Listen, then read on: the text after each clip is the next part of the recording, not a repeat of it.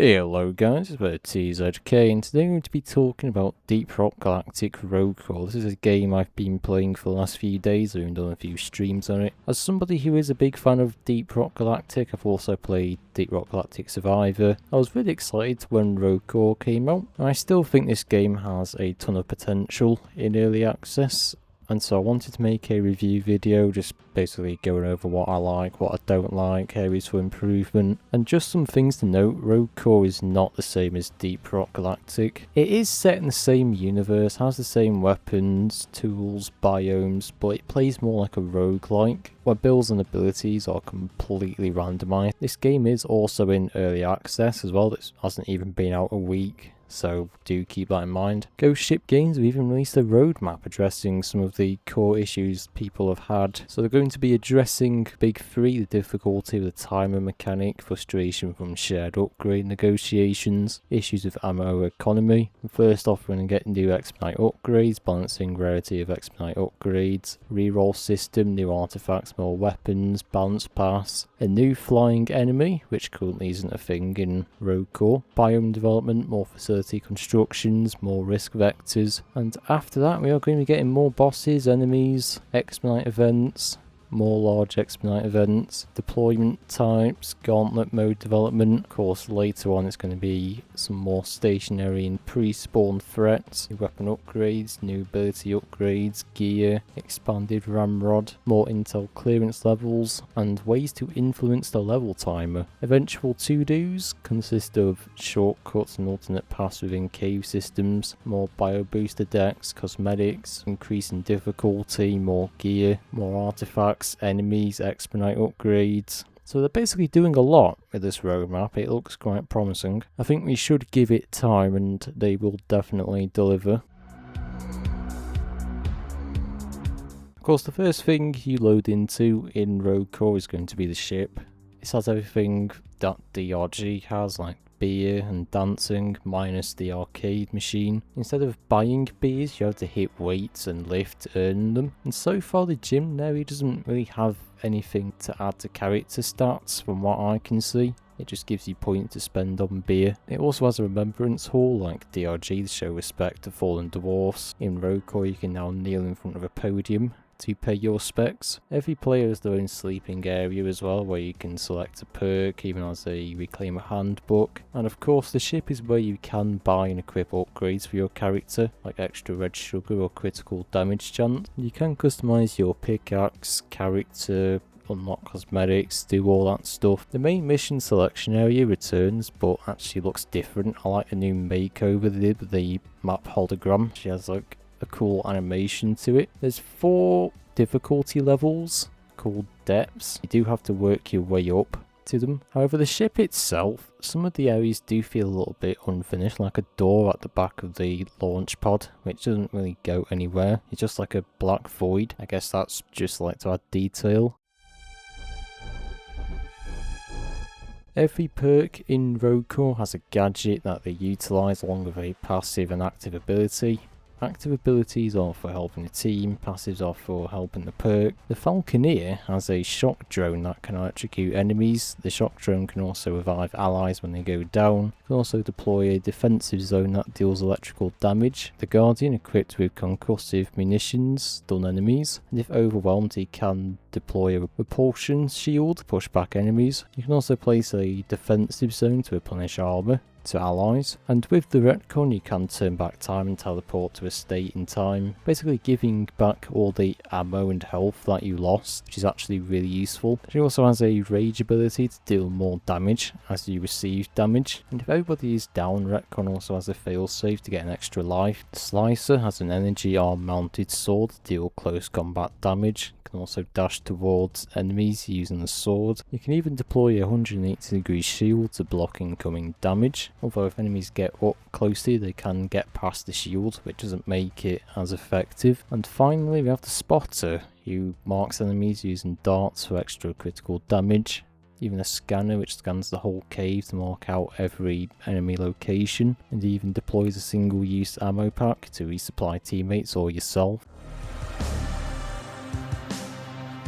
Unlike Deep Rock Galactic, Rogue Core's caves are a lot more linear. with some paths branching off to where you find some secrets. It doesn't feel as random or big like DRG, which gives you 2 paths to choose from, each leading to like a separate giant cave and minerals. And one of the biggest things right now that is causing some controversy is the timed gameplay. On one hand, I can see why this is a thing, to add like urgency and pressure to make the gameplay feel more intense, but as a DRG fan, sometimes I just want to sit back and relax, listen to some music in the background. But Rogue Core forces you to act a lot more quickly, it doesn't leave much time to mess around. I feel like that's part of the charm with Deep Rock. It's like when somebody finds like a chunk of gold, they'll always say we're rich, whereas I feel like it kind of takes that away because you don't have time to mess around like that. The more I do play Rogue Core though, the more I warm up to the timer, the more time goes on, no pun intended, although it can be a pain in certain missions, and I feel like sometimes I do have to miss some things intentionally just to get to the actual elevator in time. People have suggested removing it altogether, whereas I feel like they need to readjust it, to be honest, rather than remove it. They did mention they will do this in the roadmap, so it's interesting to see how they do it. The minimap does also return for Rogue Core. It displays all objectives and side objectives to collect, such as workbenches, bio boosters, armor, ammo. You do need a computer terminal to unlock the full map, a bit like Doom with the computer area map that highlights areas you haven't been to. To unlock the actual machine, you have to press the button on one of the 2 sides. There will be a code that is displayed on the screen and you have to try and find it. It is a mix of numbers and letters. Sometimes it does throw you off by putting like uppercase and lowercase, which I've done many times. Honestly, going back to DRG after playing Rogue Core, I didn't realise how much I used it until I went back. Deep Rock Galactic doesn't display everything on the map like Rogue Core, only the cave layout, equipment, characters, but after playing Rogue Core you definitely use it like a lot more. And one of the biggest changes in Rogue Core compared to DRG is how to complete each mission. There is no dropship you board to return to base. It's kind of like deep dives from Deep Rock Galactic. You have to complete 4 levels to complete a mission, and to get to each level you have to get into an elevator, which first you must power up and defend. Then once you've done that you kill a boss and then you basically win. It doesn't actually show you how you get back to the ship though once you defeat the boss, but I guess some moddie picks you up. And when you are going to each level you do choose a new risk vector that gives you benefits like a heavy weapons crate, or Ellis requires less minerals to upgrade stuff. As a trade-off, the enemies also get a buff, making them harder to kill or become almost invisible. It adds more risk for better reward. It really does like make you think like which one is going to be more annoying for the enemies or which one will benefit you. The way I choose it, I always look at which one's going to be the least annoying for the enemies.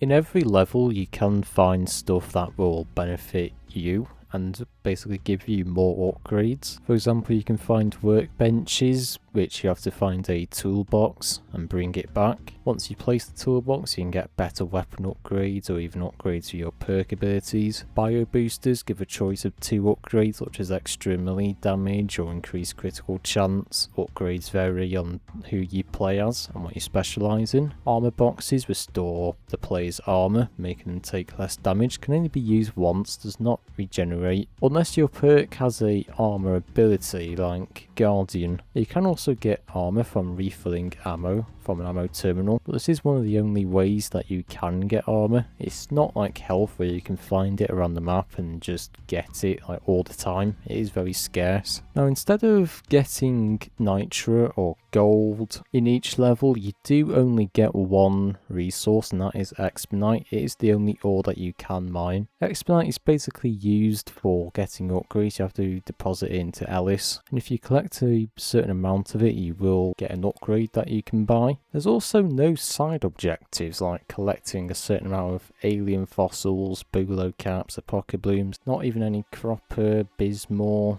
Humanite or Phasianite. It's literally just Expedite. There is actually mini games you can do around each level to get more Expedite, like killing enemies whilst holding an area, which will fill up the crystal like a soul box from COD Zombies. Even a ram hammer that you must stay nearby, charge it up, and then you blast like a crystal open to expose Expedite. Even Expedite locked in a case, you have to unlock with 3 pads that you have to stand in and hold. Even a mini game where you have to place barrels on a scale until weight icon hits 100, then opens like this giant box rewarding you with Expedite. There is plenty of ways that you can get it, so it's not just find it and mine it. And this leads me on to my next point, which is equipment. And of course, one of the biggest things I mentioned before is Ellis, who deposits the Expedite for you, again rewarding you with upgrades like critical damage, freezing enemies, or even increasing your health. When you do pick one of these upgrades, you also have to pick one for Cooper if you are playing solo. If you choose an ability for yourself, you can't pick the one for Cooper under it, it has to be one of the others. And Cooper works basically the same thing as Bosco from Deep Rock Galactic. He just does everything he does. He shoots enemies for you, he can highlight areas, mine stuff for you, although to actually upgrade him, do have to get Expedite. I have noticed Ellis in general tends to feel a lot more responsive and quicker than Molly from DRG.